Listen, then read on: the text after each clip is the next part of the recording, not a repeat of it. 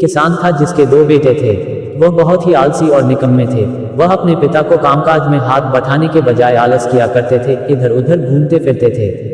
किसान को अपने बेटों की बहुत फिक्र थी।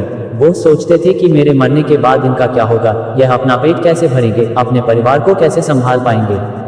एक दिन किसान की हालत बहुत ही गंभीर थी। कहने का मतलब किसान मरने की हालत में था।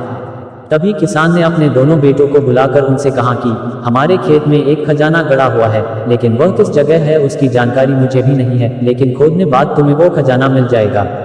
इतना कहकर किसान भगवान को प्यारे हो गए। खजाने की खबर सुनकर दोनों बेटों के मन में लालच आ गया और वो दोनों खेत पर चले गए और खेत को खोदने लगे।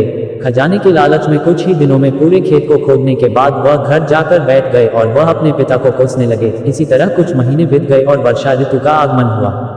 किसान के बेटों के पास पेट भरने के लिए सिर्फ एक ही जरिया था, वो है खेती। तब बाकी किसानों की तरह किसान के बेटों ने खेत में बीज बोने शुरू कर दिए। वर्षा का पानी पाकर वह बीज अंकुशित हुए और देखते ही देखते खेत लहराने लगे। ऐसा लग रहा था कि हवा के झोंके से लहरा रहा था। यह देखकर किसान के बेटे बहुत खुश हो गए। उनको समझ आ गया कि परिश्रम ही सच्चा धन होता है और वो उसी तरह से अपने पिता के शब्दों का मोल भी समझ गए और अपने कामकाज में लग गए।